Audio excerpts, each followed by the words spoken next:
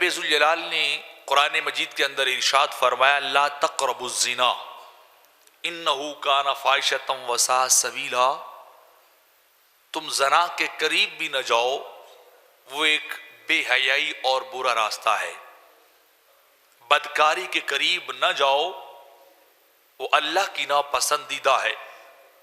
رب کائنات خالق ذوالجلال زنا کو، بدکاری کو، بدفعلی کو پسند نہیں کرتا ہے۔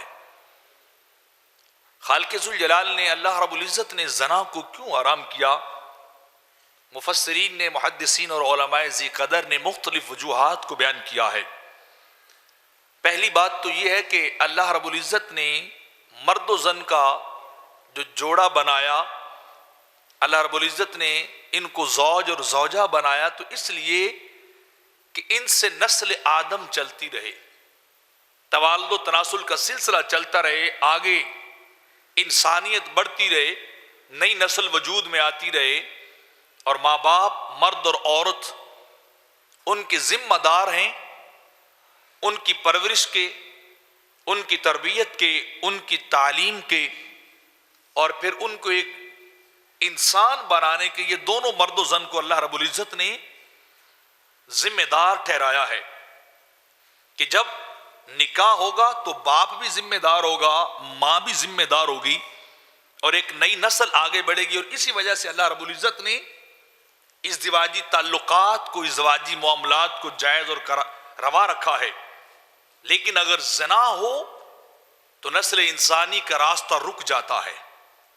جو ایک خاندان وجود میں آتا ہے باپ اور ماں کے وجود سے، میاں اور بیوی کے وجود سے، مرد اور عورت کے وجود سے، جو ایک پہلے دو ملتے ہیں پھر خاندان بنتا ہے، پھر آگے نسل چلتی ہے، تو اگر نکاح نہ ہو، زنا ہو، تو نسل انسانی برباد ہو جاتی ہے۔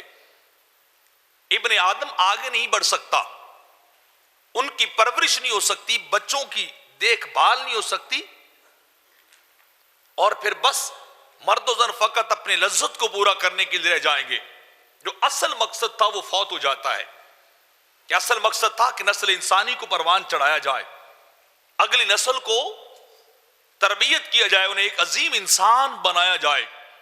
تو اگر زنا ہوگا تو نسل انسانی کا نقصان ہوگا، ابن آدم کا نقصان ہوگا، نسل انسانی آگے چل نہیں سکتی، توالد و تناسل کا سلسلہ ختم ہو جائے گا، ہر کوئی اپنی جنسی خواہشات کی پیروی میں لگ جائے گا، اپنی لذت کے پیچھے لگ جائے گا۔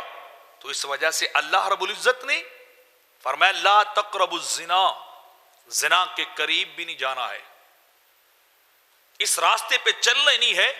فَانْكِحُوا مَا طَابَ لَكُم مِّنَ النِّسَاءِ، جو تمہیں پسند ہے، مثنیٰ وثلاث ورباع، تمہیں نکاح کو ترویج دینا چاہیے، تمہیں زنا سے بچنا چاہیے۔